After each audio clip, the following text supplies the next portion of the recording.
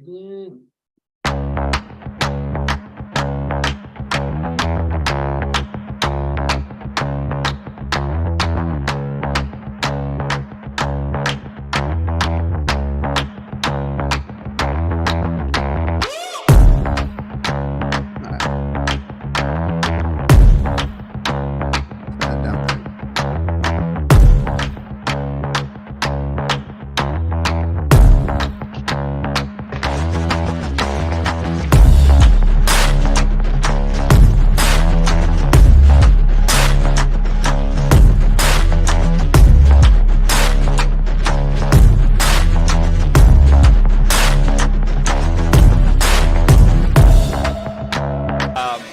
This was my first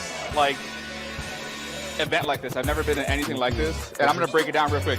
I spent $600 for the ticket and maybe like another $800 in expenses for the last 2 nights of being in here. So what's that? 1,400 bucks. That $1,400 is gonna make me a millionaire. It's only just begun. Come on now.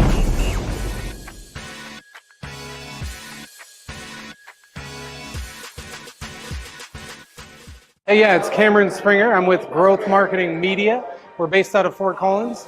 I heard about the Undercover Billionaire Bootcamp. I watched Undercover Billionaire, saw Matt create a $5.5 million business with Grant, and I've been following Grant for a long time. So I know that anyone that Grant would select to do a business opportunity like that, I had to come meet, I had to come get to know, and I can't tell you that this has inspired me. The speakers that Matt brought to this, the level of talent, I mean, it was insane. Like the type of value that you get from this event, you can't put a price tag on it. I mean, they could have charged 50 grand and it would have been worth it, because I know I'm going to take this away and I'm going to go make 8 figures. 8 of them. You need 3 things to have success. You need confidence, you need courage, and you need commitment. If you just learn how to apply those to your life, you're going to win every time. I encourage you, if you ever have any opportunity to come to Wake Up Pueblo, meet Matt and Jenny and the team, don't miss the opportunity. Don't miss the moment. Myself personally, I want to do business with them. I want to support them. I want to encourage everything they do. My name is Carlos Alguero. Look for me on Instagram. I am Carlos 10X. Let's go.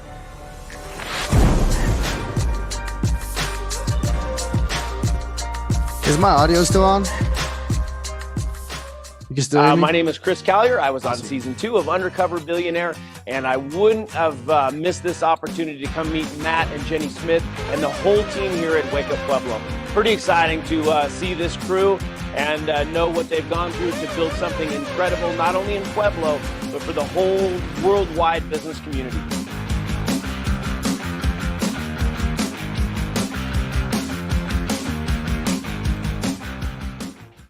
You rolling? Yep. All right, cool. Hey, what's up? I'm Michael Unbroken, author, speaker, and coach. I work with adult survivors of childhood trauma, and I'm a huge fan of not only the 10X community, but Wake Up Pueblo, these amazing people, these awesome organizations trying to change the world, help you spread your mission, your message, and your goals, your dreams. This was a phenomenal event. I highly recommend that you get here next year and follow what these guys are doing, because it will change your business, your life, and your world. All right, my friends, be unbroken. I'll see you.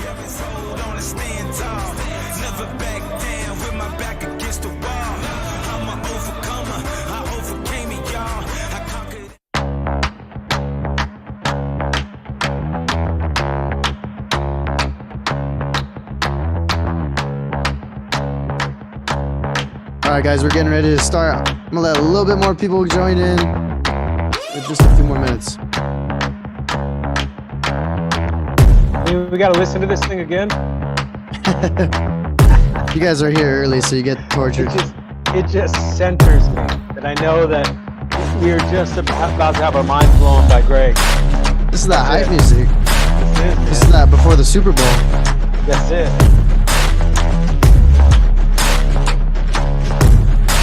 I think you produced this video and you just this hypes you up. Huh? I had some creative direction on it. Right? There you go. All right. Nice. All right, guys. We are gonna. Yeah, I'm gonna go ahead and take the stage here for a minute while we let some people join in. It looks like we are having some engagement on LinkedIn too. That's awesome. If you guys are watching on social media, stick around. We got a really special guest that I'm super excited for. As you know, some of you guys have been on this journey with us for the last 3 weeks now. We're on week 4, and if you haven't, got your ticket to the Undercover Billionaire Bootcamp that's going down April 27th and 28th, make sure you do that. Gabe is dropping it in the chat here. So it's going to be an awesome time. We have some amazing speakers. You're going to meet one of them today and hear what he's all about. He is out of Denver, so he's in our backyard, which is super awesome. And let's get into it. So I want to go ahead and start off as usual with some intros. Myself, Jacob Rivera, I'm GM, Executive Creative Director here at Wake Up Pueblo. I got Gabe Coleman over here running the back end of things. Shout out to him. Shout out to the entire Wake Up crew, actually. And then we have Eric Thompson, President, Wake Up Snooze. He's the mastermind behind, the 2 companies. And then Matt Smith, the one we all know and love. Undercover Billionaire, co-star to Grant Cardone, went from 0 to 5.5 million in less than 90 days. He tells me it was actually 42 days. No big deal, right? No big deal. It was 42. And it was 42. There you go. And we got Greg Hickman out of Denver. He is the how do you say it? Would you be the CEO, founder of the Alt Agency? Is that correct? That is right. Every single time I talk about Greg, well, first I'll go through a little bit of a journey here. When I first ever saw Greg's content, I had just been promoted to run Wake Up, and I was kind of searching the internet. Nothing wrong with getting some new knowledge, right? Especially when you're in a promotionary situation. I came across Greg's content, and he was like the answer to all my problems, is what I felt like. He talked a lot about systemizing and productizing your services, and how that could make sure you help you break through the ceiling, so to speak. And what Matt and Grant did so well on their 90-day sprint was they moved quickly, they acquired sales, and had this incredible ground game, right? But once you get the sales, and once you hit a certain point, you need systems, and you need something that's going to take you a little further. So I think Greg definitely has a lot to speak on that. I have some interesting questions for him. We're going to kind of do this a little bit more interview style comparatively to the last ones we did. But Greg, I want to give you the floor and tell us a little bit. Tell us, I hope I did that intro right. It's all good. Yeah, I think before we get started, we just got to point out, like, Fired up. Greg and Matt's hair look incredible. Like, Greg, seriously, man. We have matching gray beards too. You see the gray?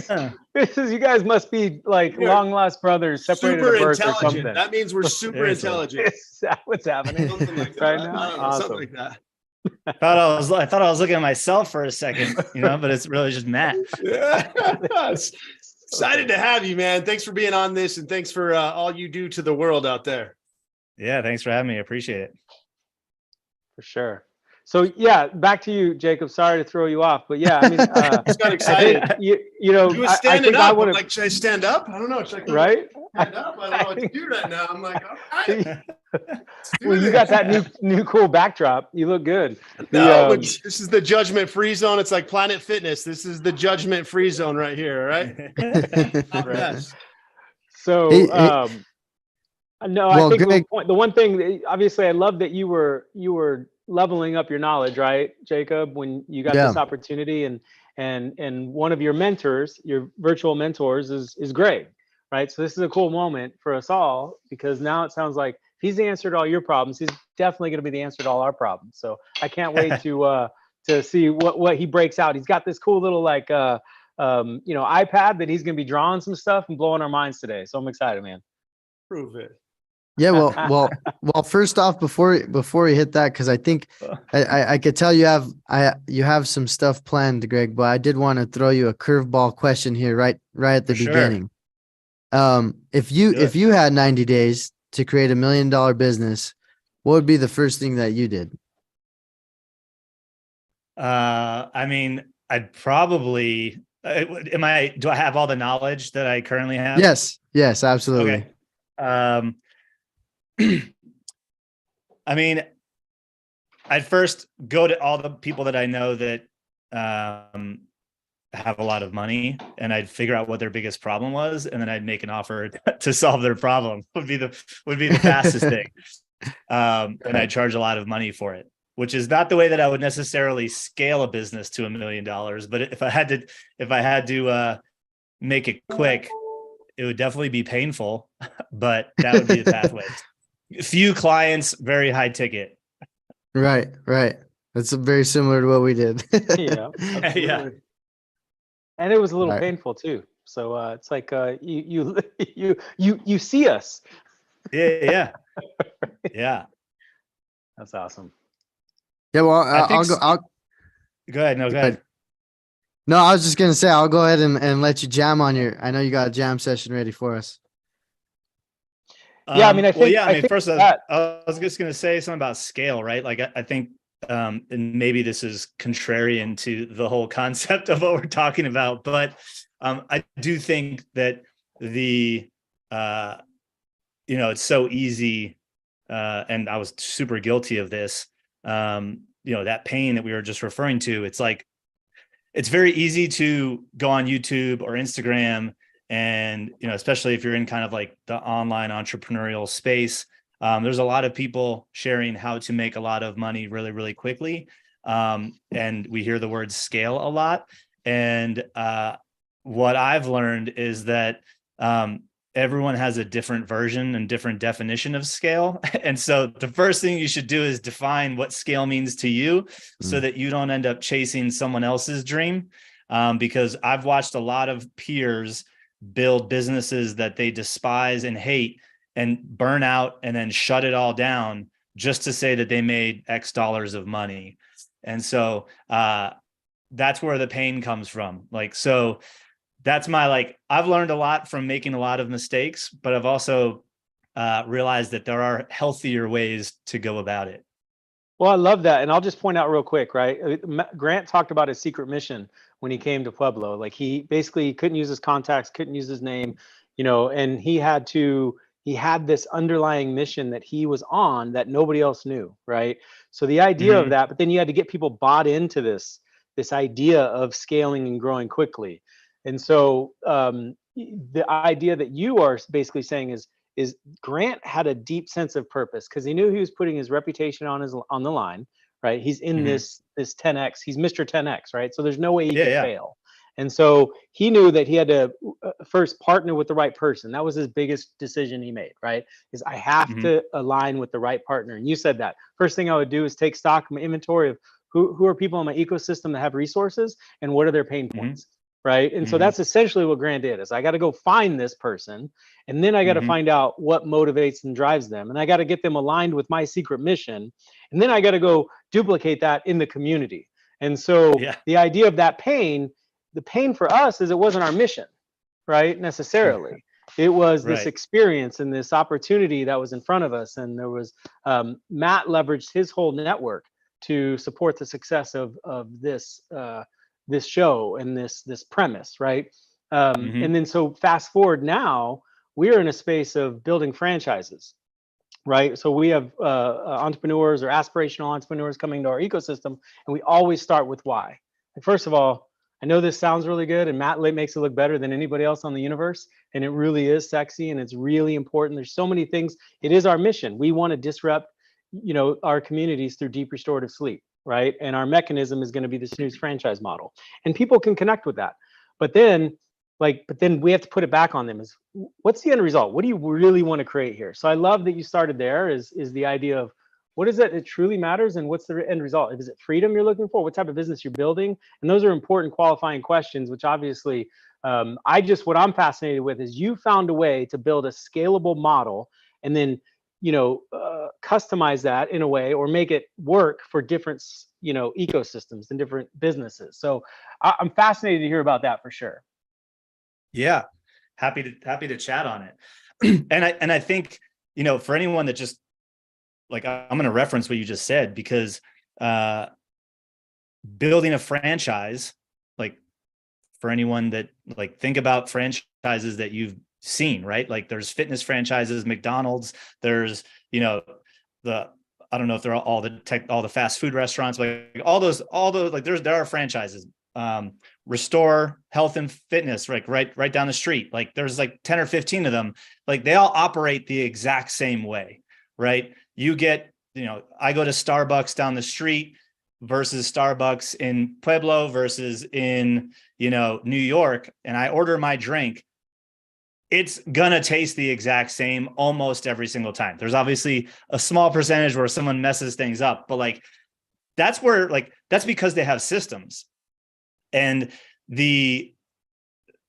so the concept of the franchise I actually think is a really strong one. Like if anyone's ever read the book, The E-Myth, it's starting to think of your business like a franchise. It doesn't have to be one, but like if you wanted someone else to be able to take the playbook and recreate it, thus making it not dependent upon you, like that's the type of thinking that we actually need to have. And so if I can hop right in, I think the biggest aha moment for me, and I do believe this translates beyond just service businesses, but if you're a service professional, agency owner, freelancer, consultant, professional services, whatever, I think this will hit home really well. But what changed my whole perspective on how to grow and scale quickly was a concept that I learned from a guy by the name of Clay Collins, who was the founder of a software company called Lead Pages. If anyone remembers that, kind of before ClickFunnels, blew up, there was Lead Pages. And Clay Collins, I saw him on stage. I had my own marketing automation agency. We built sales funnels for, online course creators and stuff like that. And on the outside, it looked really good. We had good revenue, but like internally, we were like losing money and like working nights and weekends, and it wasn't really any fun. And I started to despise the work. And I go to this event, and he says, the fastest way for any business to get to 7 figures is to focus on the 5 ones.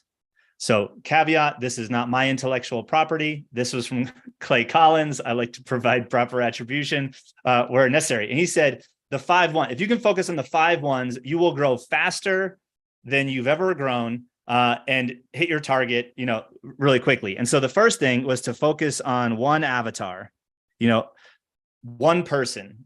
Then you are selling one solution, utilizing one conversion method, focusing on one traffic source, and you do that for 1 year, and you will experience the fastest growth that you ever experienced.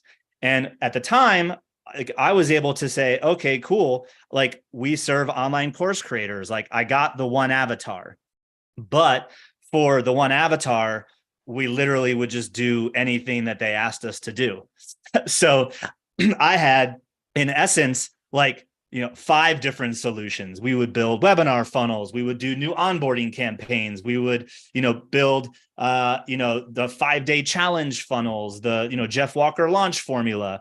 And every time I got a new client, they needed something different. So I was never doing the same thing more than once, which made getting clients really difficult because clients didn't even really know how to refer me out. They couldn't even describe what I did. And I find that that's a big sticking point for a lot of businesses. Like when we started building sales automation and things like that for service providers, they're like, oh, I want like an automatic lead to client journey system. I'm like, okay, cool. What do you sell? And they're like, well, what do you mean? I was like, well, what's the product? What's the service? Like, what's the package? And they're like, oh, it's like whatever the client needs. And I was like, oh, now I understand why you have no system, because you almost always can't make a system for a unique outcome for every single client. And so you have to standardize. And so this whole the whole principle of the 5 ones is to get simple. So you need to, in the beginning, not forever, but if you want to get to 7 figures and that's like your main goal, like you need one offer and one offer only. You do not need, tons of different products and services. Like you literally need one thing. And so you need to make this section go green, and you need to have, one offer, which then makes, how do you sell? Like, what's the one conversion vehicle that you're going to use? Do you sell by phone? Sweet. We always sell by phone. Okay. That's like, how do we systematize a phone sales experience, right? How do you get people to come to you? Are you going to be on all of the platforms, or are you going to be on one platform? It's really difficult when you're getting started to be obviously everywhere at once. Yes, you can like repurpose and stuff like that, but there is definitely a time and a sequence for a lot of those things. And like, I focused only on Facebook ads, and like all of my content creation was 100% dedicated to Facebook. I wasn't on Twitter. I wasn't on Instagram. I wasn't on YouTube yet. And I just doubled down on getting people to know about me and come to me on Facebook. And I did that for an entire year. And in just less than 11 months, we hit our first 6-figure month of many. And we were on the 7-figure run rate. So like, I heard this in February. I heard him say this in January of 2017. I started implementing it February 1. And by December, we had hit our first 6-figure month. And we had been stuck at like 40 to 50K a month for 2 years leading up to that point. And so if you want to scale quickly and you want to use systems, you need to decrease as much of the operational drag that exists. And that happens by simplifying, specializing, and standardizing to solve one problem for one person, using one solution, using one conversion vehicle, and focusing on one traffic source to get there. And if you do that for a year, you'll get there a whole lot faster. Does this make sense? Dude, Greg, yeah, for sure, man. I love it. And I think that Matt may want to jump in as well as Jacob, but where I want to go immediately is because I think that, the wisdom you're dropping from Clay, which I love that you honored Clay and his work, that tells me a lot about who you are as a human. I think where the idea of how many employees do you have? Like when you think about how big was your team to get to that, hit your target of 7 figures? Once we hit 7 figures, we were at like 6. I mean, we're at 7 figures. We're over 7 figures now, and we have 5 full-time equivalents. All right. And so we're leaning me. I was going to say you are, right. You've cracked the code. So it goes back to where you started. This is, you want to build a business that you love, right? And it creates some sort of sense of purpose, as meaning, as well as probably freedom and ability to do what outside of work, invest in the relationships and experiences that provide you, love and value. So I love that, man. Jacob, what do you got, man? Because I know your mind's blown. You've been paying attention to Greg for a while, and so you have different layers to his journey. Yeah, Greg. So, I mean, what's really one of the things that you talk about, and it's part of the 5 ones thing here, is really focus and simplifying.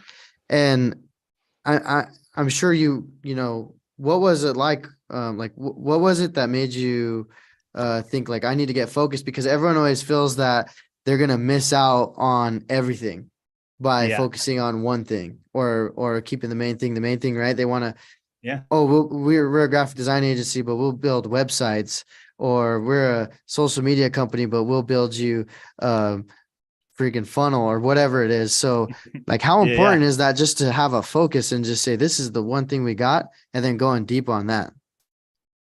I think it's the most important. When it comes to strategy, like I think the most important part of the strategy is knowing who you say no to.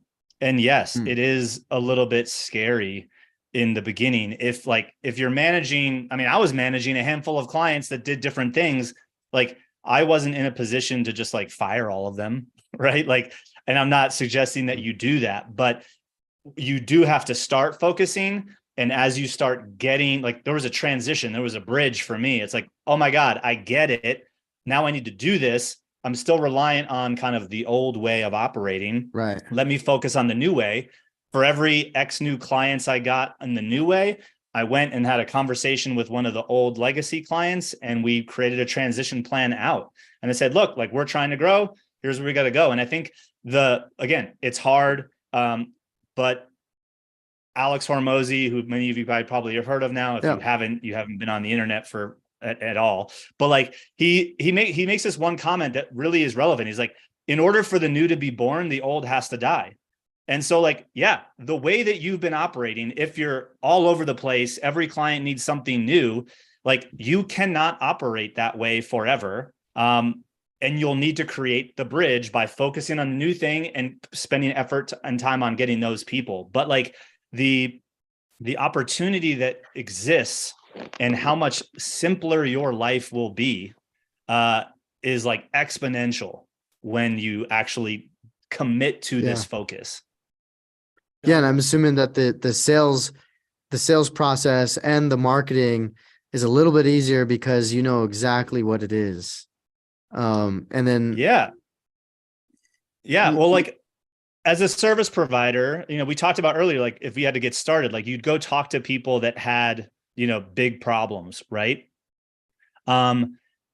If you're solving a bunch of complicated problems for a wide variety of people, like, it would make it really difficult for any one of your clients to refer you out. And so if you've been getting referrals and they've been going sort of like, hey, you know, Matt said, you know, it was great working with you, and then we should talk. And I then have to like figure out what that person needs. And they're trying to figure out what I really do, because they don't need exactly what I did for Matt, but like they need something different. It's like I'm having a lot of ineffective, not useful conversations with potentially unqualified prospects.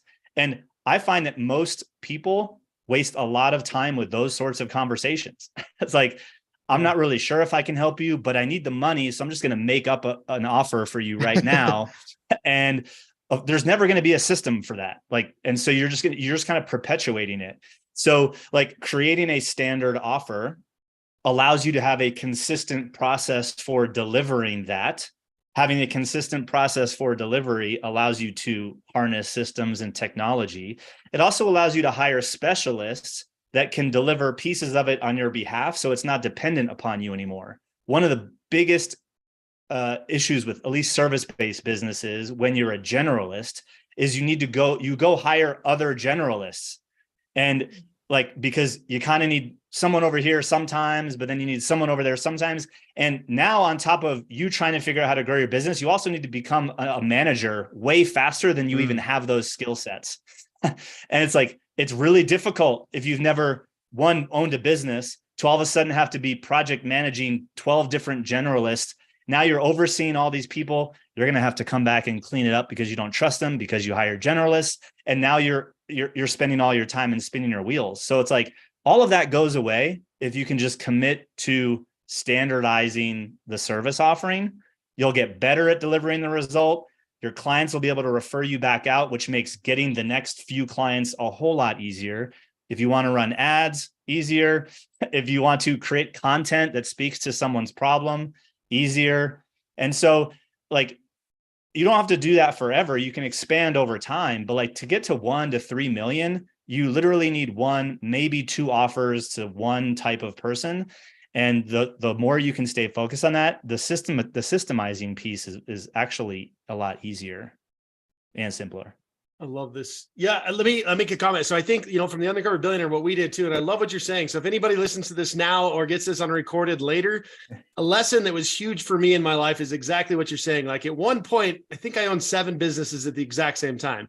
It is impossible to be great at anything. Like, if you've got 7 businesses, you can be good, but you'll never be great. And it was like my ADHD, like, oh, I can solve that problem. There's a need in this community for that. And you weren't able to really be great and scale and create systems. And the same thing happened with Grant Cardone, because I believe there's another side to this. If you're a new entrepreneur, there's an art of a pivot that we talk about all the time. And when me and Grant pitched marketing, it was new to both of us. And we had to listen to the customer. Eric talks about this all the time. Listen to your customer. They're going to tell you what your product is. And I think when we went out there and pitched, Grant and myself, it was like, oh, I thought they were going to want the telemarketing. They want this flyer thing. They want this, but no, they wanted this, this, and this. Okay, this is our new pitch. So this is what we're going to do. And then we would change from the first to the fifth. And by the fifth, we're like, okay, this is what everybody's asking for. Now we have to go find the talent, find the people, and deliver on this. But first was get the money, figure out the talent, and then build the processes and systems from there. And that's kind of Grant's philosophy that I learned a lot from. So I believe that there's like, one, you got to be able to pivot. You can't just say, this is my offer. It's the only offer in the world. So there's got to be some kind of is that the offer that everybody wants? Because Eric and Jacob will tell you, we were the yes person when we opened because we were still trying to figure it out. So like, will you build our website? Yeah, we can do that. Hey, can you do this? Yeah, we can do that too. Yeah, sure. And then we had to learn that like, no, we're the best in the world. This is our pitch and this is where we run from there. And if, to your point at the beginning of this, if they don't understand, that's okay. Like 50%, if you drop 50% of your customers and raise 50% higher on the other sides, you're happier, they're happier, and you don't have that other upset customers at the bottom of this funnel. So if somebody's listening now, that is probably one of the biggest lessons in my life that would have taken 10 years off of my life is be great at something and scale that and double down on that. After you find out what that is, be willing to pivot until you find out what that is. You know, run as fast as you can to make that work. And I think that's what Grant and I did from 0 to 5.5 in that 42 days. It was like acai bowl. No, our departments, we're going to do this. Okay, no, we're doing marketing. Now pitch. Okay, marketing's the thing. This is the pitch. Now stop changing it and run and then go figure it out. You know, and I think that that's such a lesson. So thanks for bringing that together for sure, Greg. Yeah, 100%. And I think the key thing you also said there that like, if you're just getting started, date a little bit, right? Like you sample, like it's normal to have a bunch of different clients that need a bunch of different things in the beginning. That's how you figure out what you want. It's how you figure out who you want to work with and what they actually need and what they value as a problem, right? Like what are problems that people will pay a lot of money for versus what are problems that people won't pay a lot of. Like the only way to find that out is to actually do it, which I think is where you're talking about, like get some traction, start making some money, but then you do have to, the pivot to me is commit to specializing in the thing that you want to do, that you're good at, that you're ready to be kind of becoming best at. And then you can hone in on that.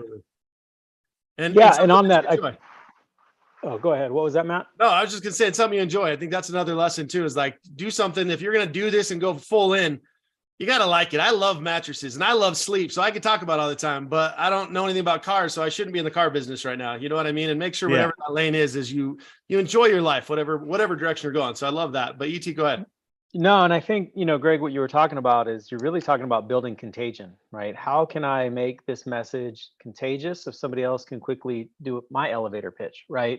And the only way you can do that is simplifying it. And when you simplify it, and one of the things we do with our new franchisees is we have them build a list of champions. And we say, hey, these are all the people that they just want you to win. They are invested in your success. They'll show up for you.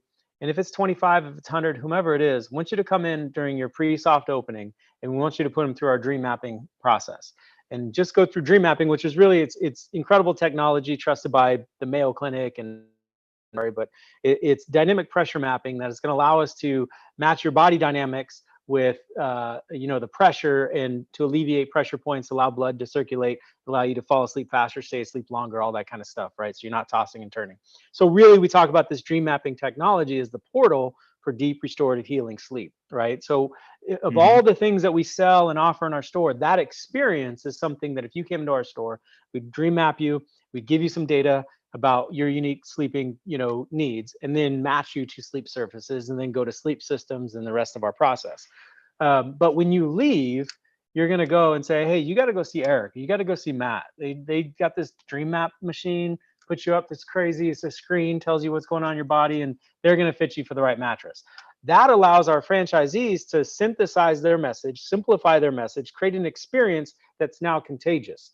Right. So it's so critical. And I think that that's where so many business owners, when it's complicated, we always talk about confusion doesn't close. Right. You got to, clarity is what closes. So I love that. And I think it's probably more challenging. This is in the physical space. We can create an experience that then other people can share. I'm curious how you do that through digital work. Like, is it just like, what is your offer, or what is your problem you solve in the market? However you want to share and break that down so we can understand how you do it.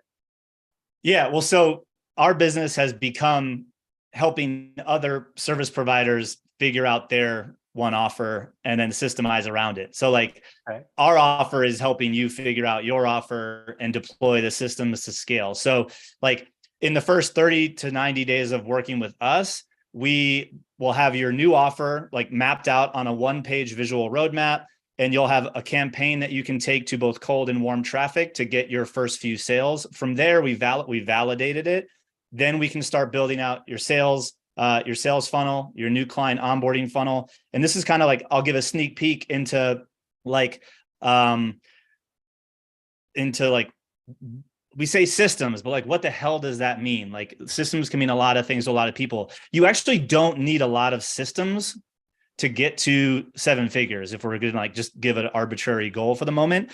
But we always have to start closest to the cash. Like you never, like the client journey, like the client is here and they come to you and then they buy and then like, you know, they continue on inside of fulfillment, but you never build that way. You actually build outward from the inside. And so once you know what it is that you sell, you can figure out how you sell it. So like we create a repeatable process for sales. That is the first thing that you should be kind of creating a repeatable process for, a system for. The second is onboarding. How do we get our client off to quick wins, right? So you can see we're moving outward from the inside. Then we get to go and say, okay, well, what does marketing look like? How do we turn leads into prospects? How do we make them go from here to here? There's systems for that, right? Like you might have a webinar funnel or, a lead magnet of some sort, right? There's paid, there's organic. Over here, you kind of have the rest of delivery, and then you have ascension, right? And over here, you have traffic. Like if you've never figured out what the offer is here, if all you're focused on is getting leads, you're gonna hit a wall here and not know where to go. Like it's not gonna flow. And so we have to like systematize from the inside out so that we can actually maintain the flow from lead to client to the referral and kind of make it that flywheel that everybody talks about. But like you need a couple core systems, your sales system, your acquisition system, your fulfillment system. Like those are the first 3 that like literally you get those 3 and that'll take you to 7 figures and beyond. And you'll just keep tweaking and tweaking and tweaking. And the simpler that you keep them, the fewer ways in which you execute those, the simpler it's going to be for you to remove yourself from being the sole person that's responsible for it. And I think that's back to earlier, you said, what does scale mean to a lot of people? I think scale for a lot of people just means like make more, work less. Like sure.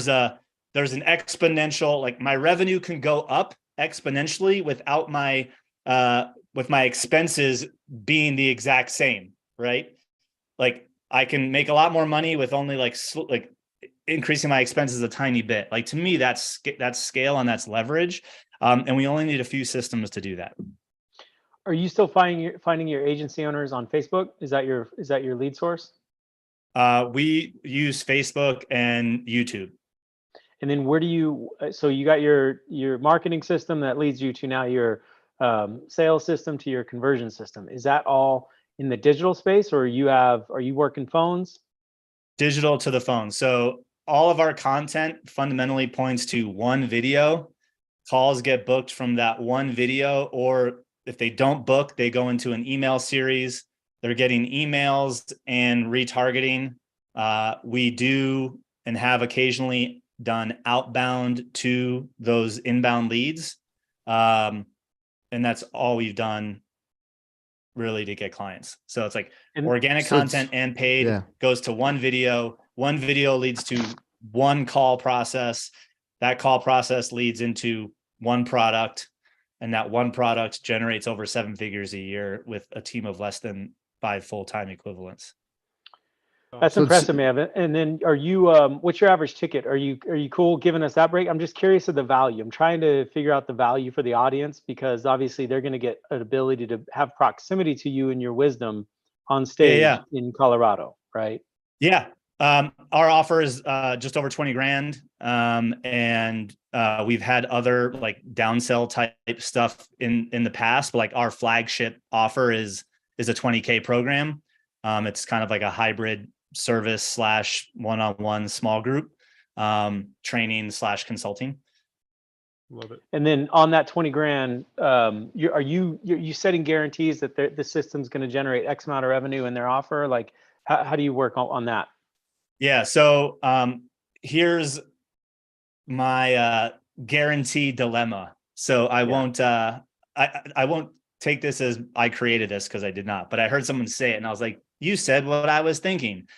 When it comes to guarantees in services, I think while there's a great purple book that I believe does some really cool things, the best clients don't need it and the worst clients don't deserve it. And so I've never found yet a guarantee that makes sense to me where I feel ethically compelled to offer one, because the most common one is, oh, well, we'll work with you for free until you achieve this result that we promised you. But if we haven't gotten you the result by that time, do you even still want to work with me? Like, it does cost you something. It costs you a lot of time. And so like, do you want to keep working? Like, I don't think that that's sexy. I'm sorry. Like, that's just my own opinion, but we do have milestones. So if we're not confident that we can get them to ROI on our investment, so return of investment, usually for us is within the first 3 to 6 months tops. Usually it's before the 3-month mark of like, you've made what you gave us. Now the rest of the year, let's just scale this thing up. Like, let's make a whole lot more, is pretty common for us. So most of our clients want to double in a year. So that's kind of like the loose promise. Depending upon how much work they can actually put into the process, we will then gauge expectations. So, if someone comes to us and they're only doing 20K a month, and they can only allocate an hour a week, the likelihood of them getting to 7 figures in a year is really a lot lower than if someone's like, I'm giving 10 to 20 hours a week to this. Like, we can probably hit that in less than 12 months. So like, we help kind of set expectations based on like a mutual agreement, but there are common milestones, right? The return of the investment, their first sale, their first X dollars recurring in revenue are milestones that we track. Yeah, I love that. A couple of things. One, Jacob, did you just touch that thing and it turned on and off? What the shit? What is this? Remote control? Just touch it? You touched it. It's you a fancy. mute. You fancy. All right, anyway, that wasn't the thing. But like, from what you're saying, like, I think if just people out there listening, anybody new, like what the systems that you're talking about, you rattled it off. Like, we do this, this, this, and this, and this. Mm-hmm. To me, that like, I listened to it. I guarantee you, Craig went, we're going to do this, this, and this. And then that didn't work. So you had to add this into there. And then you add this process. And then you kept building this. And I think when we talk about systems and franchising, even like you build the systems, but they're never perfect. It is a forever system that you got to keep learning and you keep adding that in there. So I think so many people put that pressure, and there's this cheat code called Google that you could learn some of these systems, that you can go find how Greg's doing some of this and do this, or find out how we're doing franchising. But to like Eric's question, I think that the biggest challenge in the world that we live in, and it's like, hey, do I get an ROI or do I not? Well, I could tell you it's the person across from me if they're going to get an ROI or not. It's not my system. It's how much grit and determination. How hard are you going to work at this thing? Because if you're going to do that, I don't care if you give me 100 grand or 20 grand, you're going to win. But if you're expecting to get me this and instantly ROI, there's probably a challenge already right then and there. You know what I mean? It's like, how hard are you going to work? The systems are there, but you still got to work that. And I think that's the biggest challenge in business. And in franchising, we've learned that pretty quick on, is like, you got to have grit and determination. You got to be coachable, and you got to be a good human. But if you don't have grit and determination, this is I don't care if you got the best systems in the world, you gotta still run. Yeah, 100%. And I mean, when I think of franchises, I always compare this to Chipotle. You guys have Chipotle. I think everyone probably here has heard of at least Chipotle. Absolutely. But like, if you go to Chipotle, like you can get the burrito, you can get, I think, a taco, you can get a bowl. And I think they have, like, up until just recently, that was like the only way, all the ingredients went in one of those 3 wrappers, right? Now, no matter which one you chose, when you walked up to that window, you started on the left side and you moved to the right. And as you move to the right, certain things happened in a specific order. They always happen in that order. They might not grab the guac, but they would grab the guac before they grab the, the thing to the side of it, like to their left, I guess. Right. It's always in order. If you went to Chipotle and they had to go out the back door, run down the street and buy new ingredients, that's a different business. You need different systems. 100%. And so it's like the reason franchise work is because or at least the ones that I think are the most successful, right? Like I just read an article about Chick-fil-A. They just killed two items that have been on their menu for a really long time that just didn't get sold enough. So why add complexity? Let's eliminate that from even having to train people on it, because that costs us money. And now we just have fewer options. Like the fewer the options, the easier to systematize. The fewer systems, the more likely you're going to be able to guarantee a result in at least some sort of time, right? Most of our clients, if they stuck with us for, over 2 years, they'll get the results that they want. It's just if you want them in less than 6 months, I just need a whole lot more of your time. It's less about the system not working, and it's just we didn't give enough time to work the system. And so back to something that Eric said earlier, which I think is really important. We talk a lot about systems, right? Systems, for all of you, please remember this. Systems are not created. Systems are captured. You already are doing the thing. Now, you might not know what the thing is yet, thus you hire a coach or borrow someone's system, aka I'm buying into a franchise. I'm adopting and borrowing their system to run that franchise location the way that they told me to, right? But now their system is mine because I bought into a franchise, right? If you don't have it, you just go to somebody else that has already captured the system. But every time someone comes to you, you do certain things. You probably just don't know it, but there's certain things that happen over and over again, and you just capture that. And then you iterate on those things. And that's where you start cleaning things up. I think a lot of people get confused. They have to create stuff out of thin air. It's no, you've sold someone on something. We talked earlier about you might have 5 clients, all of them had something different, but you sold them. You probably had a conversation, explored their pains, evaluated what they needed. You wrote a proposal, you then shared that proposal, and then they gave you money, and then you had a kickoff call. That was just a system. Now capture it, put it on paper, document how it happens the exact same way every single time, and now you have a documented system. And it's all of you guys listening, you have systems in your own way of life. It's all up in here, and that's why you're trapped in the business. It needs to come out of here and onto a place where you can hand it to somebody, right? 100%. So that was a big unlock for me. It's I was always you go to an empty whiteboard and you're I got to create a system for sales. It's no, it's how do you sell right now? That's your starting system. You probably need to make it better, but you got to capture it first. Yeah. You're saying we need to make ours better? Possibly. Have you seen our system? What are you talking about, Greg? You haven't seen I think it yet. everybody could make it blow better. your I'll mind. just say that. 1% better. I think everyone could do that. Amen to that. I'm giving you a hard time. But hey, I will tell you, and I don't know if Eric I didn't even know what an SOP was until we started franchising. And now we have SOPs coming out the ear. And an SOP, if you don't know what that is standard operation procedure. It has only been language in the last 2 or 3 years of my life, but it is how you create that system and process. And it's over and over again. And then just tighten it as you learn more. Keep tightening it up.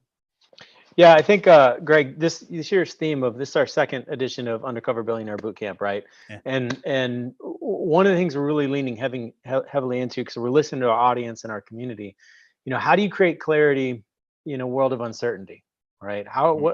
With all this stuff that just seems to be, coming thrown at us, from global politics to the economy to health, right? All those things that are happening.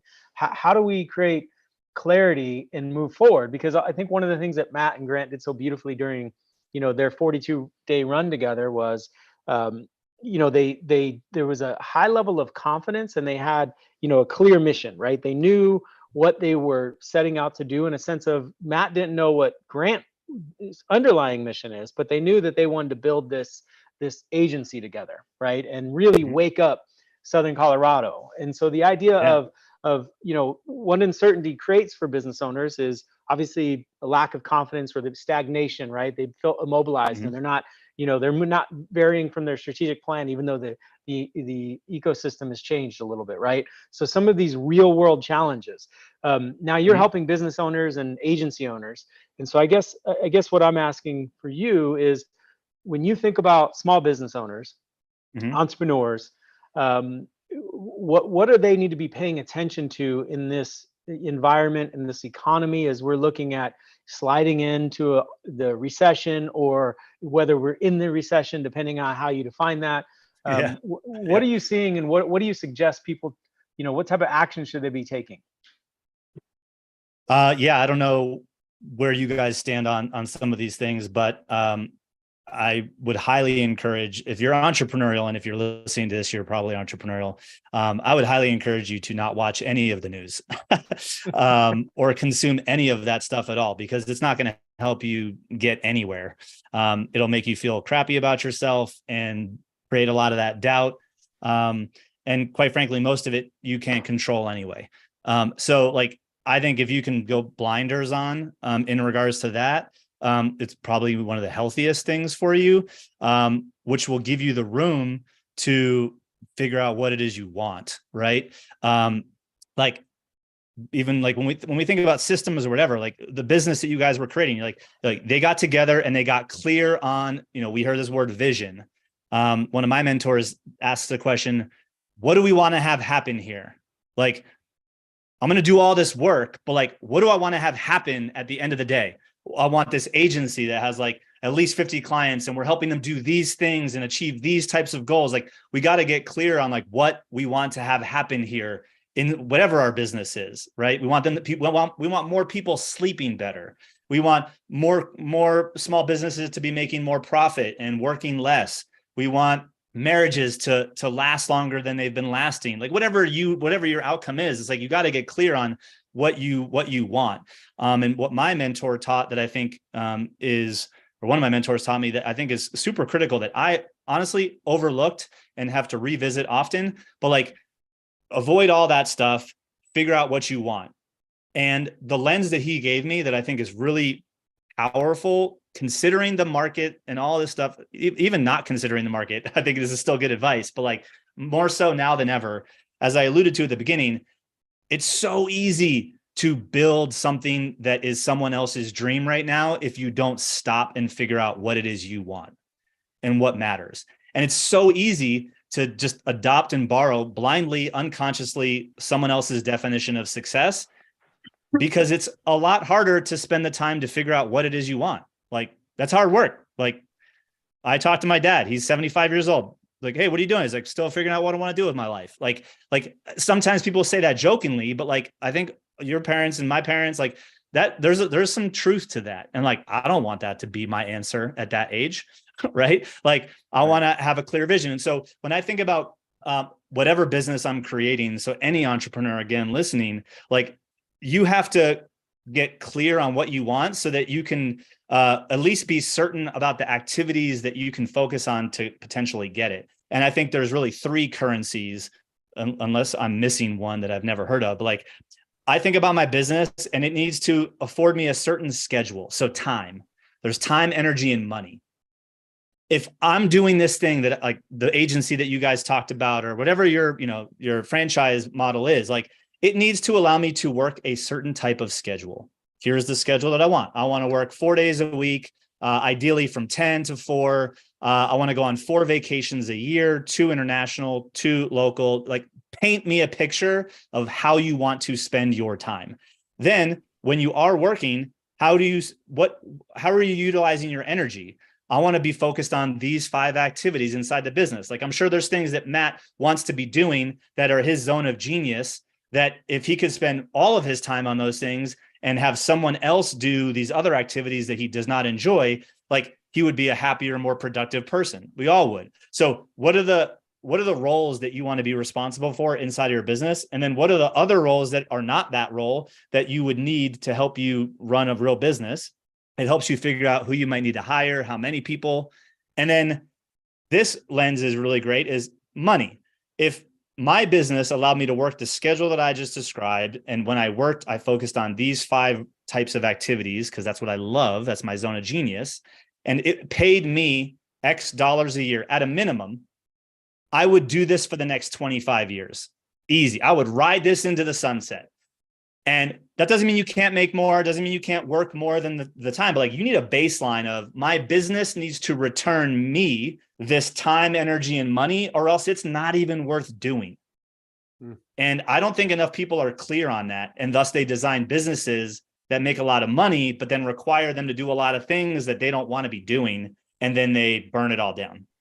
And so, like, if you want to be certain, like, you need to know what you're going towards and figure out how much do you want to work, how much money do you want to make, and all really, why are those important? And like, you know, the person who, this is very controversial, I know, for some people, possibly in the 10X community, I don't know, but like, when someone's like, I want to make 5 million, I'm like, okay, cool. Well, what does 4 million, what does 5 million get you that 4 million won't?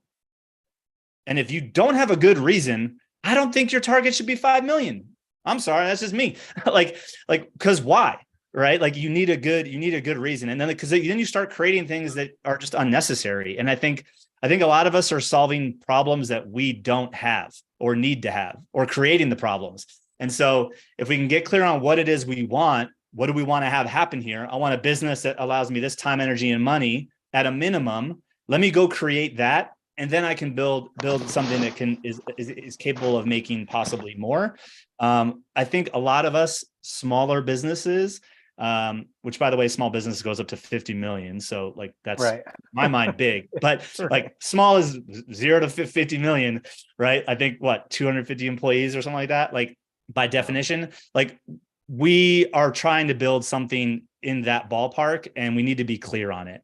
And if you consume all of the other things, other gurus, me, the news, we're just going to infiltrate what you want. Now, that's cool. We might help you see what you want, but if what you want is just you wanting what I want, you probably won't create something that you're happy with.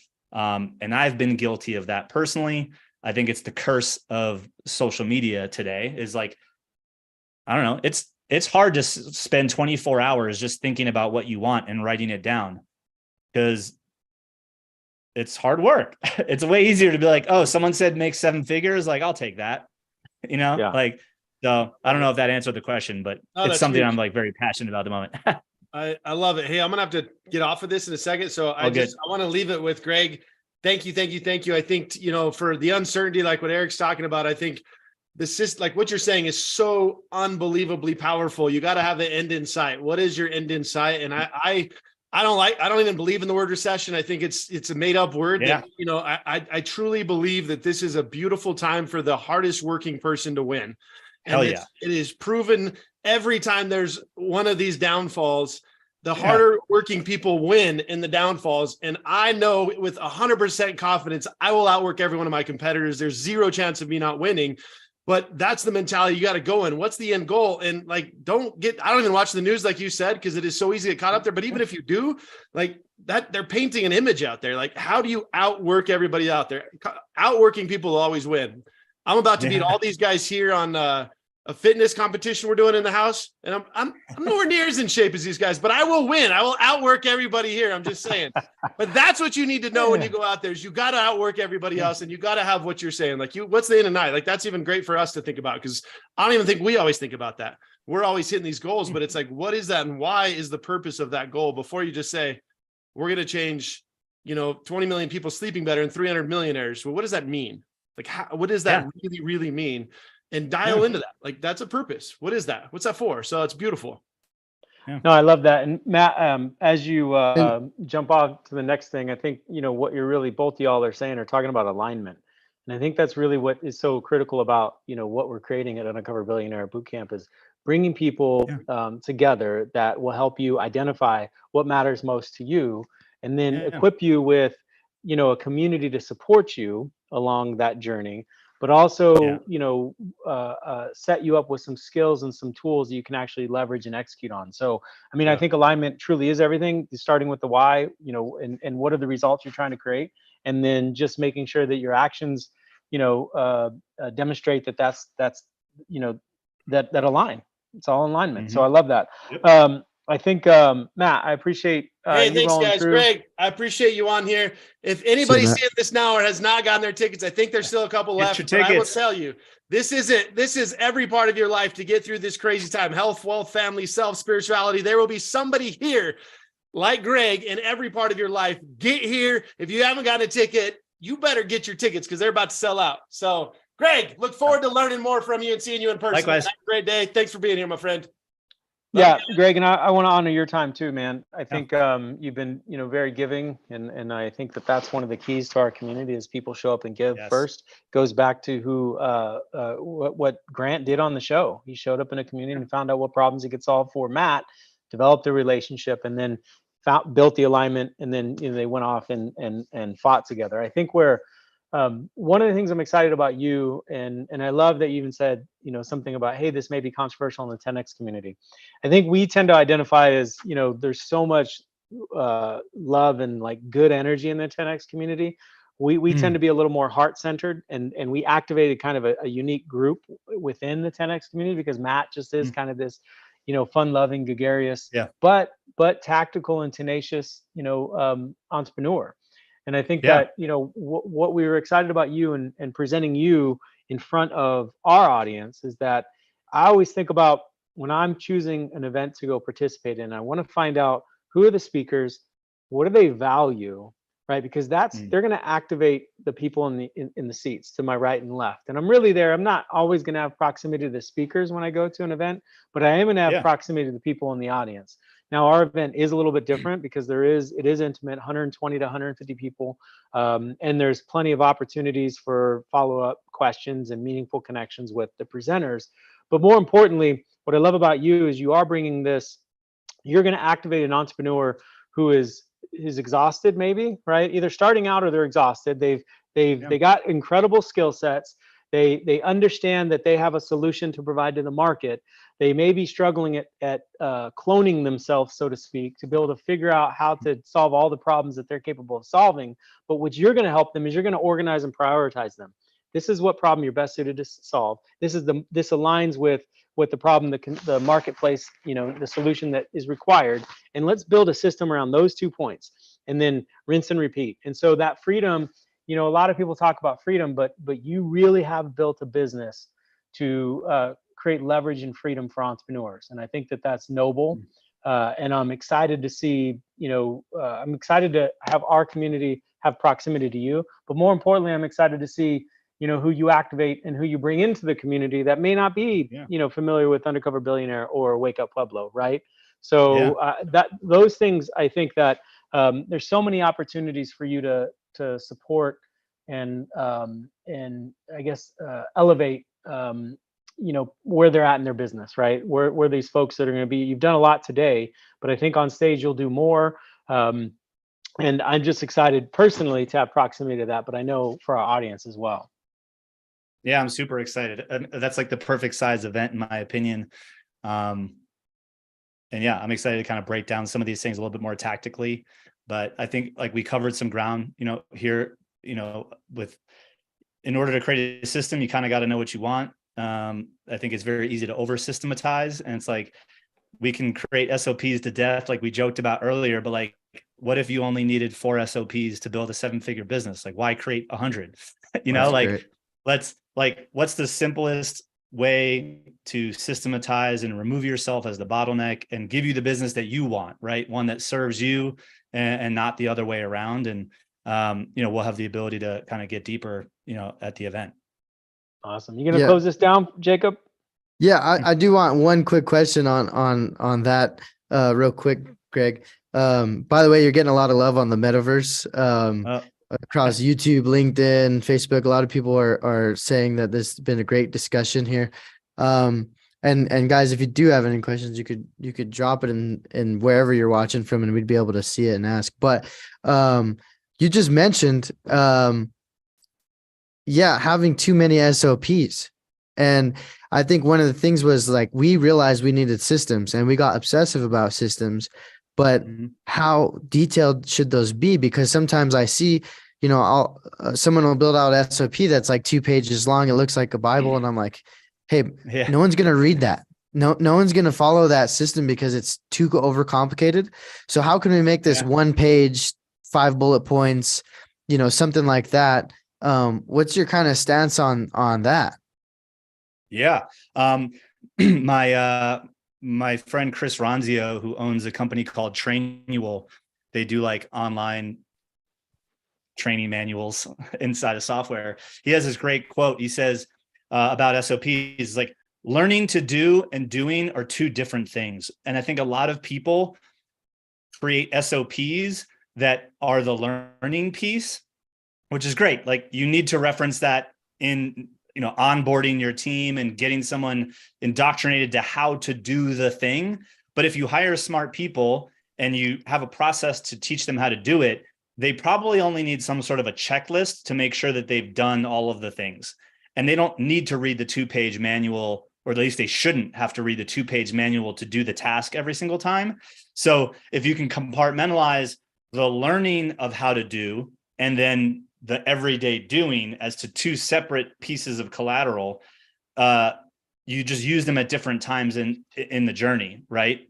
And so, like, you kind of got to teach someone how to do certain pieces. How do you sell? Like we have a script that we use. They all watch specific content before they show up, so we know where they came from. We ask certain questions. Like, there is a document that we follow when we have a sales call, right? There is a process, a document that we follow when we onboard someone, when you hire a new team member, like teaching them these things. So I think, like, yeah, you might have a handful of SOPs around like the key engines or processes of your business: sales, acquisition, onboarding, things like that. But then there's probably some sort of abbreviated checklist to make sure that they're just doing the things necessary, if that makes sense. Oh yeah, definitely. Definitely. Well, Greg, this has been awesome. You gave us a whole hour, a little bit over. Super thankful. And I think a lot of people here are super excited to see you here in Colorado. Well, in in Pueblo. Sorry, I always forget that you're just in Denver. But guys, if you guys are watching, make sure you guys get your ticket if you haven't yet. We have a few left. Greg will be there along with about a dozen other incredible speakers, talking on a lot of different topics. There's no way that if you're an entrepreneur leading a business or aspiring entrepreneur, that you could not benefit from something like this. And the guest list alone is incredible, just to be, shoulder to shoulder with some of these people. So make sure you guys get your ticket, and you guys get here, because the number one thing that you could do for yourself and for your business is to show up, guys. So we will be here, and we're providing what we call the room for you guys. We built this thing designed to help you out, and we're here. Did someone just chat something? Okay. Well, yeah. Hey, Mary Glenn, we didn't get a chance to connect this go around. We appreciate you showing up, man. Rule number one, you showed up. You're 4 for 4, I think. So we appreciate that. Yeah, Greg, that's it. You do. Greg, yeah, thank you so much, man. Look forward to thank you. I'm excited to be there. Connecting further, for sure, man. All right, y'all. Jacob, Gabe, team back at Wake Up. Appreciate y'all. Yeah, for sure. Bye, guys. Thanks, guys.